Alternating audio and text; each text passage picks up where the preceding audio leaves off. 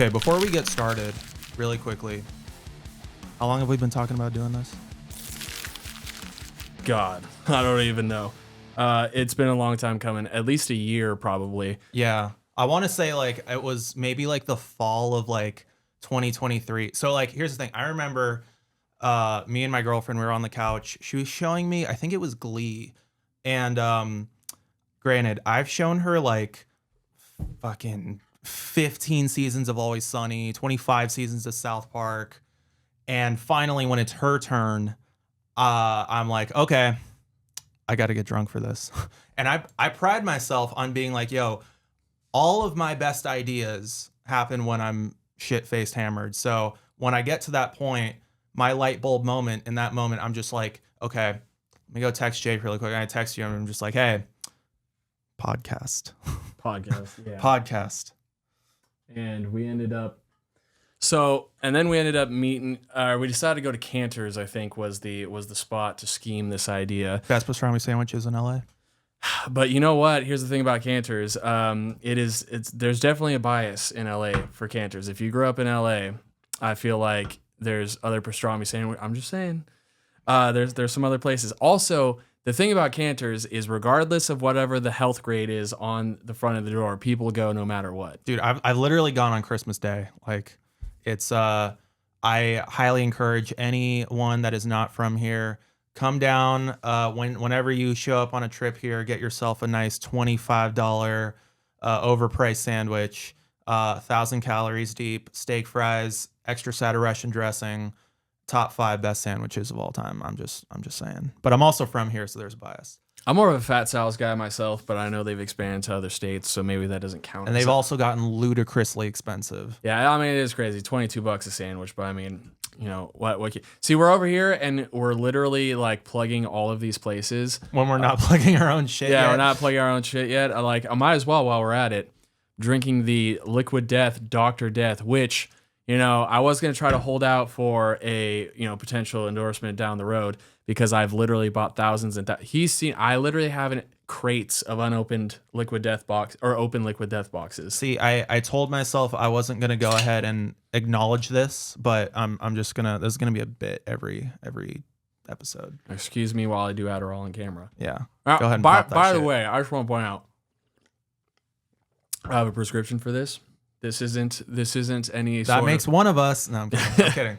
Look, I grew up a CM Punk fan. Okay, I am straight to the edge. Except I don't like being called straight edge because I feel it's too preachy. But to anyone out there, it's more power to you. Yeah, absolutely. Straight. That's actually who I discovered what that term meant before I even got into like quote unquote like straight edge hardcore scene and all that stuff. Like before I even knew that shit existed, it was CM Punk that exposed me to that. Yeah. Also, I want to go ahead really quickly and I want to beat all the trolls to this. And, I'm probably unlocking a can of worms for people that wouldn't have noticed this for months and months. We are both very aware that the acronym for this podcast is literally COCK. So. Yeah, I mean, look, but here's the thing. Nothing is better than listening and talking about wrestling with your bros. So if you like what you hear out there, just go share some cock with your bros. Yeah, exactly. I remember if your dad's into wrestling, share some cock. With your dad. Yeah, like, dude, it's a nice fun experience. Once he comes back with that milk, if he comes back with that milk, yeah, we're all here to enjoy it together. You'll get some more milk out of it. Us and your dad. Yeah, I thought about what about just throwing in koala at the end of the name just to give it the full word exposure, but it is what it is. Yeah. I guess the thing is we were trying to figure out a name for this. I remember one day we were hyper fixating on it at Wingstop. Shout out Wingstop. With your ridiculous order there of like, what was it, 20 boneless? 20 boneless, large fry. It's the boneless meal deal. 20 boneless wings, 2 sauces, large fry. Sounds so good. Yeah, right this now. guy over here with the Yokozuna Big Show diet in the James Ellsworth body in the Tim Burton designed body. Yeah. But yeah, no. So it took forever. We were trying to think like Wrestle Mosh, because at the end of the day, you're probably wondering what this podcast is about if this is your first time tuning in, and we just kind of wanted to go in and talk about all of our interests. We're both musicians and stuff, and we grew up loving stuff like pop punk and metal, hard rock, emo, all that great stuff. And then we also grew up as wrestling fans. And we live in Hollywood, so obviously movies are super prevalent down here. That's the biz. And we were just trying. I mean, forever we were trying to think of a name, and then we wanted something that sounded sexy and kind of to the point. And for anyone that grew up with Vince McMahon, we knew that he loved like alliterations or whatever. So Roman Reigns, and why can I not think of anyone else that had the same? Yeah, stuff that sounds similar. We landed on the least popular way to win a professional wrestling match. To all the bad bitches out there that wanted some cool shit on this podcast, we're very sorry to tell you it's mostly going to be pro wrestling. Yeah, so apologize for that. And then also I was like, what? I feel like a count out. Why not? So, add that little twist to it. And then club, we figured like, what? Yeah, social Just join our little club Yeah. of why the hell not? Yeah. There was a lot of prepping that went into this. I know that Jake, you got a haircut for this podcast, and I did not. What level is your hair like in terms of the shave? What number is that? So the secret is, especially when you're someone that has dealt with thinning hair and a few operations along the way, you couldn't be me. I mean, hey, look. Well, see, he's got you got some. He's spicy white. That's the thing right there. You got some stuff in there. That's the thing. White dudes always lose their hair unless they have some sort of other ethnicity going with the thick hair. I was not if you look at my DNA test, which I've done plenty or whatever. Usually you're 1% something else. For some reason, I'm 99.9% European. Dude, me, you and my girlfriend, exactly the same thing. Oh yeah, no, she's very pale. but I don't know, whatever you got cooking up in there, you got the hair follicles. Some of us have to take it from the back of our head and put it up front, and it cost about literally I probably spent about the price of a car on it, and I'm not proud to say that, but this is just turning into let's just tell all my secrets on the first episode. But no, literally I feel like once a year I get asked, Josh, what the fuck are you? And I always hit him with that Barney Stinson laugh and just go, please. Yeah. And I'll tell you some other time. It's a long story. Yeah. See, I think it's only fair that I just admitted to fucking hair transplants on this podcast that you have to talk about something. And then let me just pull up my 23andMe 5-paragraph essay of all of the things, all of the ways that my ancestors have been cheek clapped on this through every single iteration of the world. But you're like, oh, you've got hair transplants, I got dick extensions. Dude, oh my god. Yeah, a 2-inch destroyer. Yeah. Should we probably go in on I guess we did let me answer your question. Yeah. 0 to 1 fade with the lines on each side. The reason I like doing that is so I can flip, because this is my worst side and this is this is my tattoo side. It's weird. You have to balance it out, right? I have no tattoos on this side because I'm saving this arm. This is my virgin arm. And then, so you got to have the swoosh going down to give it something. But if I'm filming on this side, you're probably like, oh, he's ugly as fuck right now. This side, little bit better, bit better. Yeah. But he didn't get a haircut for this. It's like he doesn't even respect you guys. That was the that's your Tinder side, and I just have I don't even know what's that site that it's not even a dating app site. It's just to hook up. I think it's called HUD or something like that. Why are we plugging every single thing that's outside of ADHD? Yeah, which explains the meds earlier. Yeah, and I probably should have brought mine today, but it's fine. It is what it is. We ball.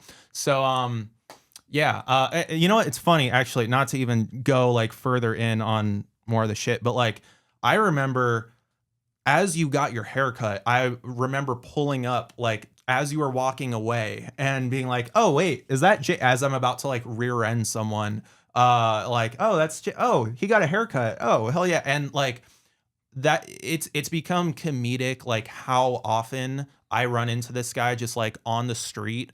I think that was Sunset La Brea area. I don't know if you want to gatekeep where you get your haircut or anything like that. But Matt, Handsome Devils, what's up? Yeah. Been there since 2016. Yeah, but here's the thing is for some reason, almost anytime I'm in that area, you are also passing by. I know that's probably on your route to work. So I'm just doing my due diligence as a Hollywood NPC. There are people in this town that you will see all the time, because there's obviously a bunch of characters. Dude, shout out the guy that's, the Walkman Jesus sign, just jumping and bouncing. If you're in LA, you know exactly who I'm talking about. Like any intersection, you will just see him. Koreatown, Hollywood, Beverly Hills, West Hollywood, downtown sometimes. You know who I was thinking about the other day that I haven't seen in years, hopefully he's doing good or whatever, is remember the guy that would clean the stars? Yes. Yeah, and he would have like the American flag or something. Oh my gosh. Yeah, it's what like a throwback. That is a bigger throwback than like fucking Never Shout Never. Yeah, yeah. Like so that. I was thinking about that the other day. But yeah, you do have these people that you see like all the time, and I'm just doing my part. I'm just the tall, awkward Wish MGK walking around. So, yeah. Someone's got to do it. Someone's got to do it, especially when like that fucking 20-foot billboard of him, went away the other day, or not the other day, but a few months ago. Yeah, there was a billboard. He was supposed to like have some show in like February, and then they kept that thing up all the way until like the end of summer. So what I'm saying is, if you want some billboard space that is about 200 feet tall by 50 feet wide, it's available. Hollywood and Argyle, I believe. Yeah. So shout out to them. Get it done. And also, fuck the apartment complex right across the street from it. Never rent there. Yeah, absolutely not. Yeah, I don't know if you want to get doxxed from them sharing all your information. I will post dox myself. Never ever arrive Hollywood. The worst ever. They cut a tree down onto my patio furniture, and then they're like, "Yeah, you know what? We think your renter's insurance will cover it." It's like my renter's insurance does not cover you being fucking idiots. So, anyways, if anyone has any questions on that place, please, you comment. I will send you DMs and DMs. Yeah, essays and essays on, Part of my existence now is to make sure that nobody makes the mistake of living there. So you know what? Before I knew that you were going in there, I thought about it, and I'm very glad I didn't send it. Yeah, We appear to be having technical difficulties.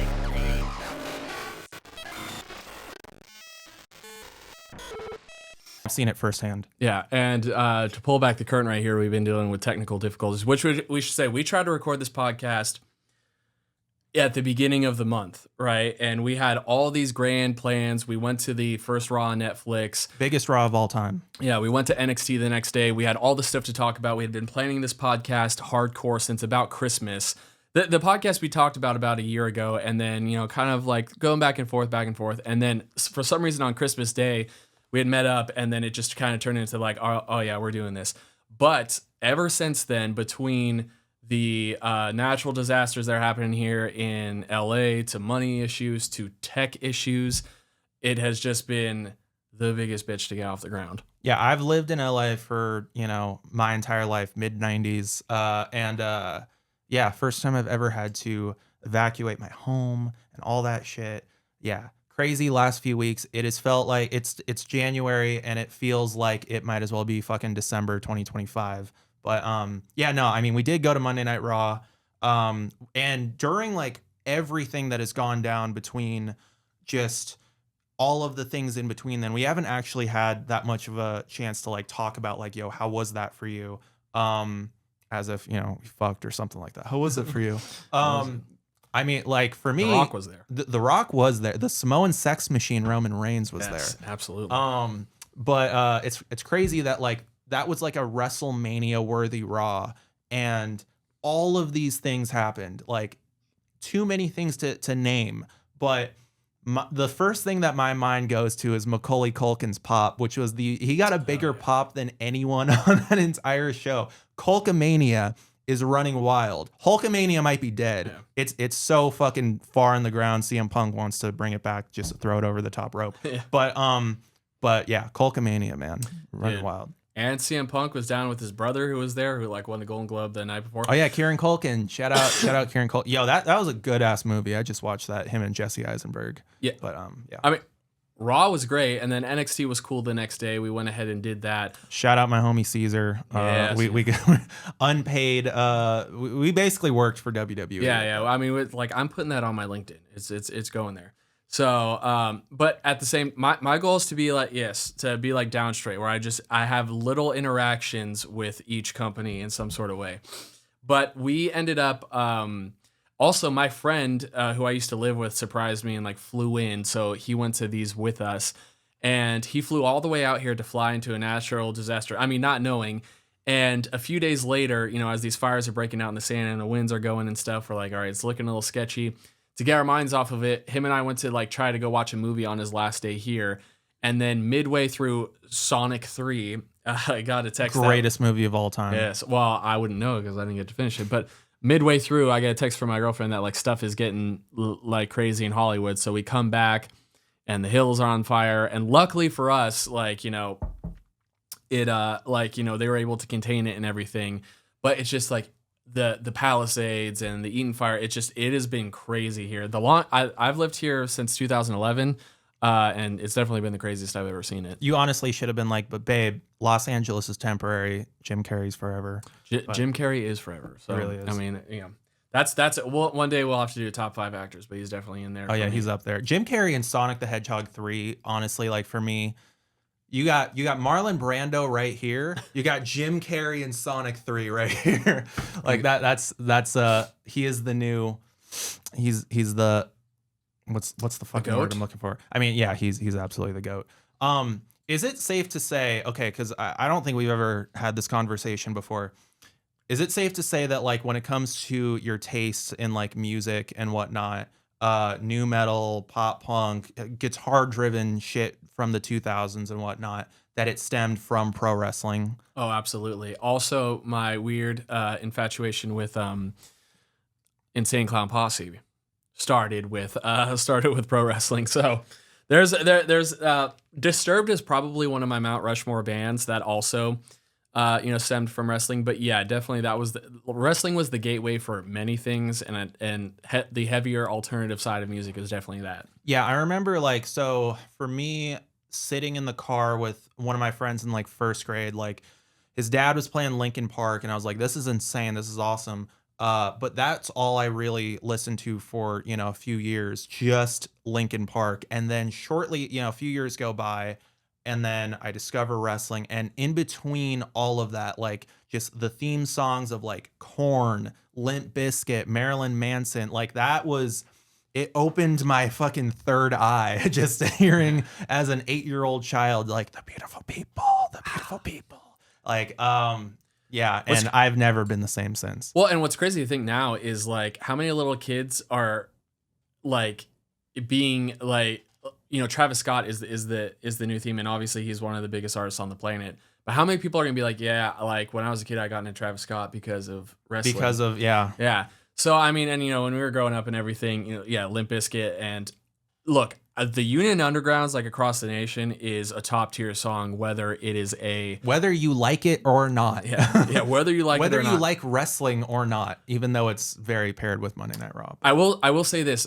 I feel like sometimes though, when a song that you hear out in the wild gets used in wrestling, for me, it becomes so synonymous with wrestling that it's not really a song anymore. So for instance, like Nickelback's Burn It to the Ground that they used in Raw, like, and I'm not crazy. I love Nickelback, but I'm not really crazy about that song. Anytime I hear that song out in the wild, I'm like, this is weird. This is a wrestling song. Same with like, it's not. I heard To Be Loved by Papa Roach at like, fucking like Yogurtland or something the other day. That's where like, they fucking bumped the yeah. Dude, when we were at Wingstop, they were playing like Headstrong by Trapped, and like, dude, who's manager here? And I'm like, who the fuck is playing the Bad Blood 2003? Yes. Yeah. Very good that you know that. Who's bench pressing some boneless wing bags to Headstrong in the break room? So I mean, but yeah, it's definitely always been a gate, and some of the best bands and everything you definitely find through wrestling. So, and honestly, that's kind of what this podcast is turning into, and what it's probably all about is just the mix of the love of wrestling and music and all the things in between that sort of connect. Yeah, we know there's a lot of you out there that probably like fucking love both of them, but you probably don't see a platform that mixes and fucks the two together like nicely and just so well. So that's what we're here for. We're here for you guys. Exactly. If wrestling is the penis and hard rock is the vagina, you know. But no, we are the semen that emerged from that. But at the end of the day, that's kind of our niche, I guess, that we're going into. Where like if we're giving away our plan for all of this is, we're just like, there's so many people out there that do wrestling podcasts that actually know what they're talking about because they are wrestlers or they're wrestling personalities. That's not us. And then there's a bunch of fans that, super fans, which I think we fall into, but I think we come from the unique perspective of not only loving this other alternative type of music, but then also being involved in it. Yeah. And so that's kind of what we're here. That's what we're all about. That's what we're doing. You mentioned that, you mentioned Disturbed. They're like a Mount Rushmore band for you. Like, if you had to throw in 3 other people real quick to let them know. Because I feel like you're gonna be the more gritty, like, hey brother, like fucking new metal shit, and I'm gonna be the like whiny tonight will be the night, like type of Mount Rushmore. But yeah, it's funny because I think we both have like appreciations for let's say the metal side of things and the more pop punk kind of side of things. So for me, Mount Rushmores I hate. They're so tough. I would definitely say like Blink 182 is on there. That will be my pop punk representation. Weird one I'm going to throw out there. Third Eye Blind has always just been like a big. I'm such a sucker for like the 90s. Would be on there, and then I'm kicking myself. Skillet has always been a favorite of mine. I know that's not a popular opinion now because of whatever the hell they got going on. But you know what? If you don't believe him, I actually ran into him when we weren't really even hanging out that much, when I was working a Skillet show one day. Yes. And I was like, oh shit, I know that guy. Yeah, I know. I've definitely seen them like in the like 15 plus times or whatever. Oh my God. Oh, God. I mean, I love Avril Lavigne. I was literally thinking about this question the other day, and I was like, I cannot. Goo Goo Dolls. We're gonna have to do like a top 10, but definitely as far as like hard rock and all that stuff goes, I love Disturbed, and I know that that's kind of, once again, look, my music taste might fucking suck to a lot of people, but it's not a phase. Like, yeah, exactly. Yeah, I mean, for me, as I said, like Linkin Park was like my first like entry level into what I consider just like my shit, this is mine and no one else's. Obviously, it's for everyone, but yeah, I mean, they're always going to be having a very high place for me. Literally, I have them tattooed on my arm if the camera can see it. But yeah, Blink 182, Green Day. And then probably my weird one of choice, because I will probably never borrow in terms of musical inspiration for them. But the Red Hot Chili Peppers are just like the amount of love and aesthetic that they throw in for California. And like, I feel very proud and, just kind of being born and raised from here and all the awesome things that come from here. It's like the melting pot of planet Earth. Sir Psycho Sexy. That is me. That is me. Yeah. Dude, play that for 9 minutes. Literally, I don't care what type of person you are. Throw that on when you and your Tinder date are finally in your bedroom. Tinder date. I've given my homie massages to that. I'm serious. I have given my homie massages to Sir Psycho Sexy, and it wasn't anything weird. All the other guys were there too. Like, oh yeah, Jake, this is nice. Yeah, a little higher up. Look, sometimes you can't get the spot in the back or whatever, and you just need a homie's hands, okay? Yeah. And so, look, what are we gonna do? Go fucking to Massage Envy and try to pay for it? I don't think so. So yeah, absolutely. In terms of like wrestling, I mean, that's probably a whole nother thing. But like, I'm just gonna throw mine out real quick. Like, I think my GOAT is John Cena. Like, that's just, we'll go into that along a ways from now in terms of like how and why, and probably that's such a basic answer for like, especially people that don't really watch it as much, but Cena, Jeff Hardy, The Undertaker, CM Punk, who we mentioned a few times here.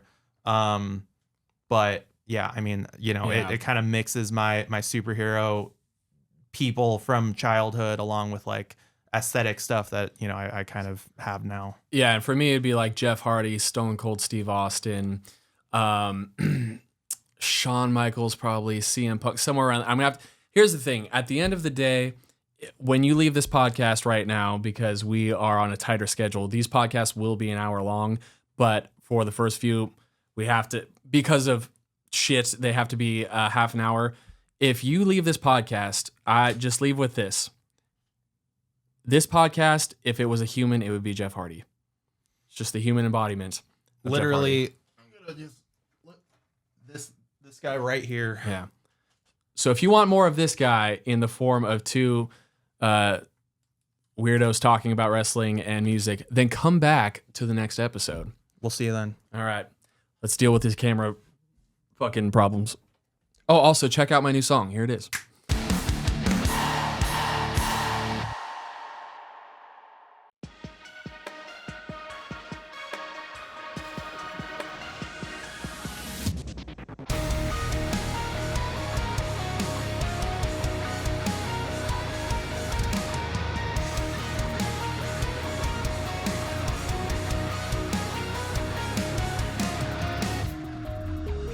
I am so gone and I am so low. I've fallen to the deep, oh the water's so cold. I painted my past with the pigment of my sins. Atlantis may be lost, but I still remember it. So are you gonna swim? Are you gonna drown?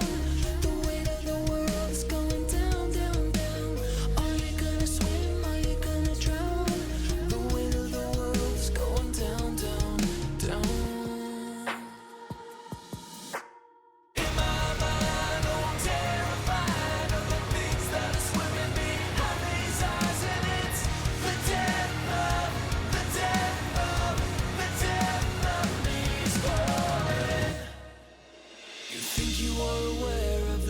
Why you're here, a sentient experience, we long to disappear. I dance with my thoughts on the simple eternal nights as the tide brings me life. So are you gonna swim? Are you gonna drown? The weight of the world is going down, down, down. Are you gonna swim? Are you gonna drown? The weight of the world is going down, down, down. In my mind, oh, I'm terrified of the things that are swimming behind these eyes, and it's the depth of me scoring.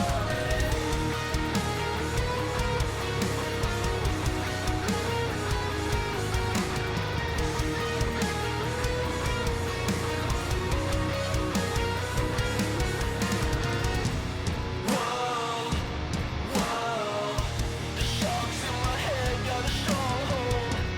Whoa, whoa, feeding on the traumas I can't let go. I might be the loneliest little soul in the world tonight. Yet somehow through this space and time, I'm by design.